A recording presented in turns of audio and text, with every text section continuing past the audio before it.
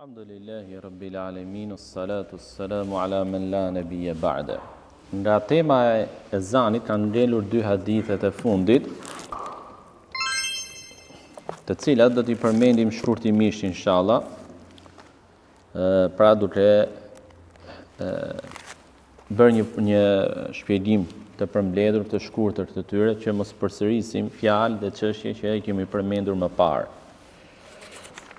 Dhe hadithi i parë nga dy hadithet e fundit është ai që përcjell Abdullah ibn Umar radhiyallahu ta'ala anhuma, se i dërguari i Allahut sallallahu alaihi wasallam ka thënë: Inna Bilalan yu'adhin bil-layl fakulu washrabu hatta yu'adhin ibn Ummi Maktum.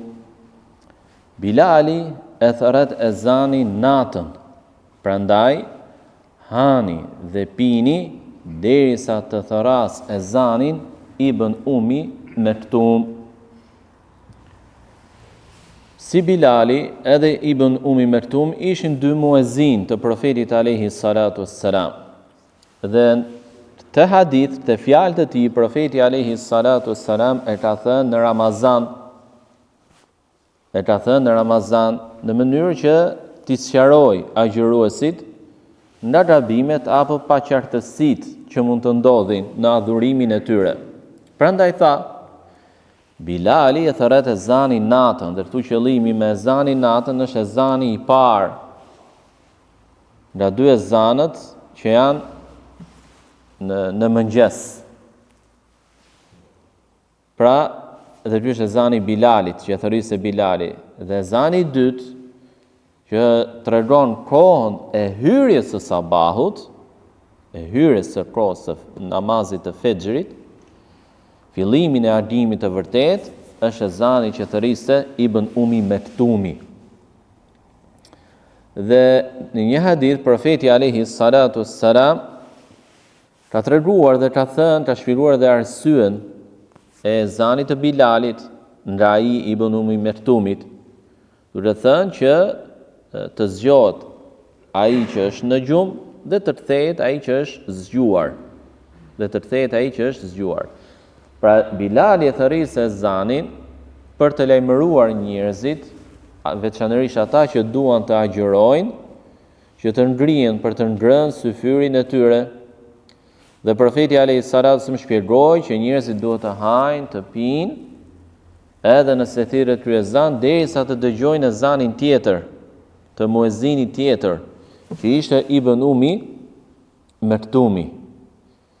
Dhe ky hadith i profetit alayhi salatu wasallam tregon se kur është nevoja që muslimanëve t'u sqarohet një çështje fetare, për shkak të një paqartësie që mund të ekzistojë apo që mund të lindi, duhet të bëhet kjo gjë nga njerëzit që e kanë njohurinë.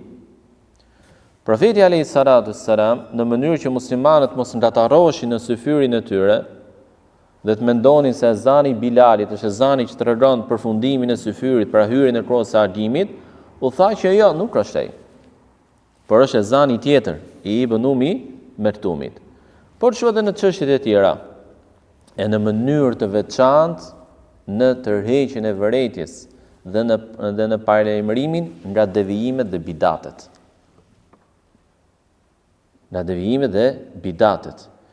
Kur shihet se në shoqëri islame kanë hyrë grupe të devijuara, të cilat po përhapin devijimin e tyre, direkt apo indirekt, atëherë është detyra atyre që kanë njohuri dhe janë përgjegjës për të gjë, që t'u tregojnë muslimanëve të vërtetën dhe në të njëjtën kohë t'i paralajmërojnë, qoftë edhe duke përmendur emrat e të devijuarve nga rreziku i tyre. Dhe ky hadith i profetit alayhi salatu wasallam tregon se lejohet që të ketë dy muezin. Për të njëjtën kohë. Siç ishte ezani i Bilalit me ibn Ummi Maktumit, dhe distanca ndërmjet këtyre dy ezanëve ishte e vogël, jo e madhe. Ishte disa minuta. Pra nuk ishte një distancë e madhe, duke menduar që Bilali e thëriste ezanin gjysor apo një orë përpara agimit. Jo, më shpejt, më afër e thëriste ezanin. Dhe lind ose e përmendim si kuriozitet.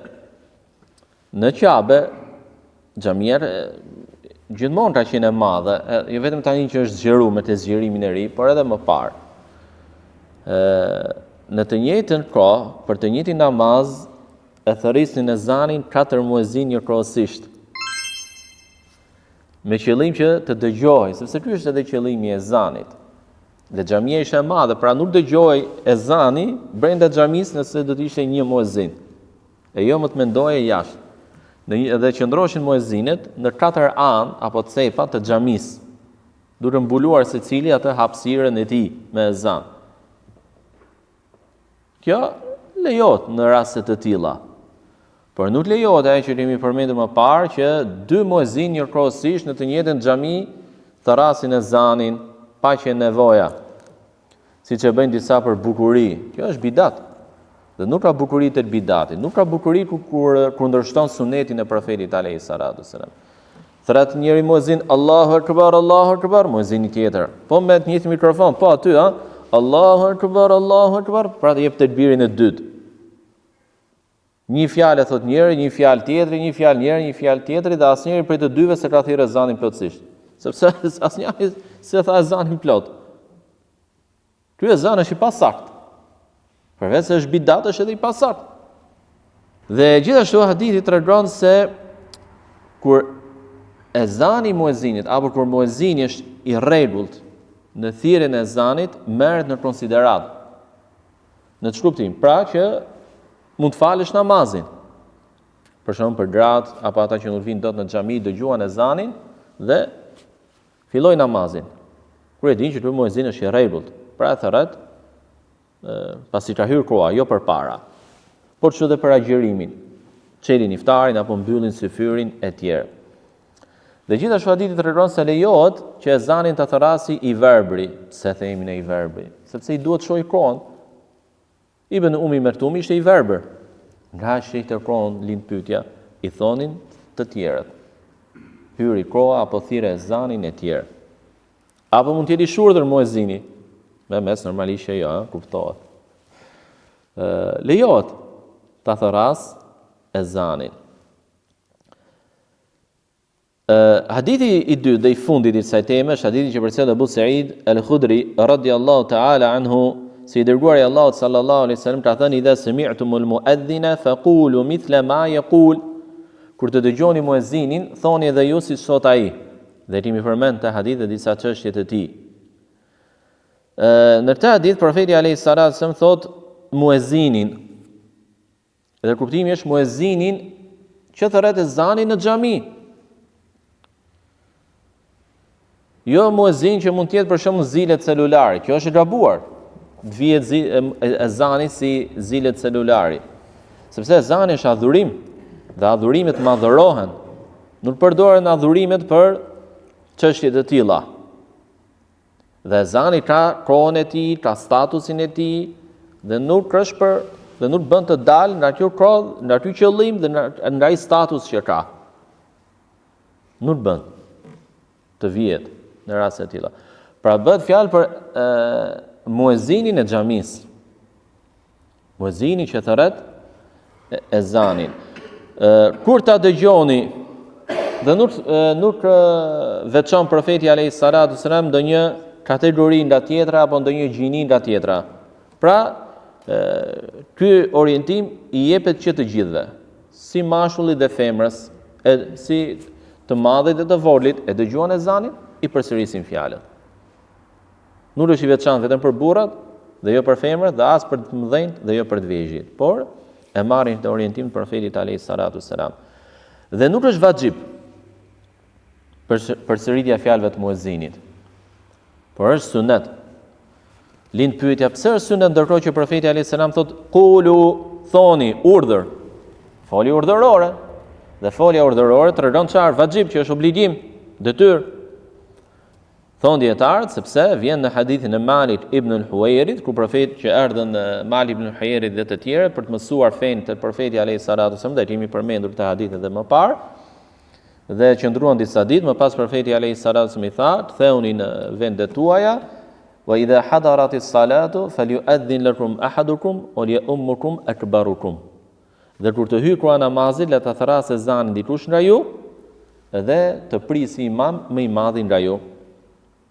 Të thrasë ezanin dikush nga ju, dhe nuk tha tjerë të përsërisin ezanin.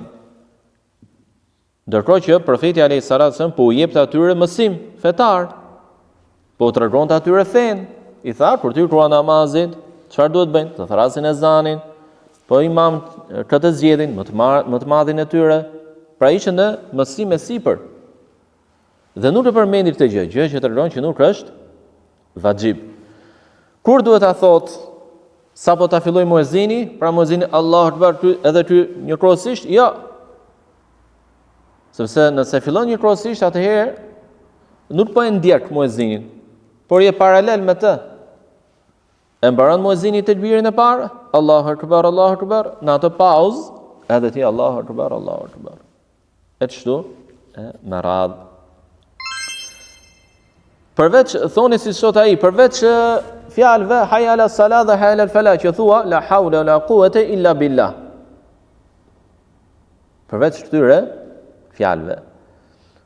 A mund ta bëjmë një gjë të tillë edhe në ikamet, me që edhe ikameti quhet ezan ndonjëherë? Pra të përsërisim edhe fjalët e ikametit? Jo, thon dietarët. Sepse kjo ka ardhur veçantë për ezanin. Edhe kur ikameti quhet ezan, ky term ezan për ikametin përdoret kur përmendet në hadith, në të njëjtin hadith edhe ezani. Por jo kur përmendet veçmas ikameti. Ndërtu është përmendur veçmas ezani. Dhe nuk është thënë dy ezanët, apo dhe ikameti që ne të kuptojmë, apo t'i përsërisim edhe fjalët e muezinit. Po nëse je duke dëgjuar, je duke ardhur në xhami dhe dëgjon ezan, dëgjon, por nuk kupton çfarë thot muezini, nga lartësia që është, apo zhurmat e mjeteve të ndryshme etj. Nuk e përsërit. Sepse ti nuk po thu dot atë që thot muezini, sepse nuk e di. Muezini mund të jetë në mes apo në fund të ezanit, ti hamendson që apo fillon tekbirat e fillimit të ezanit, prandaj nuk bëhet një gjë e tillë. Kaq pra inshallah, këto janë edhe dy hadithet e fundit të temës. Tema e radhës fillon me një kusht nga kushtet e namazit, dhe që është kthimi nga kibla. Kthimi nga kibla.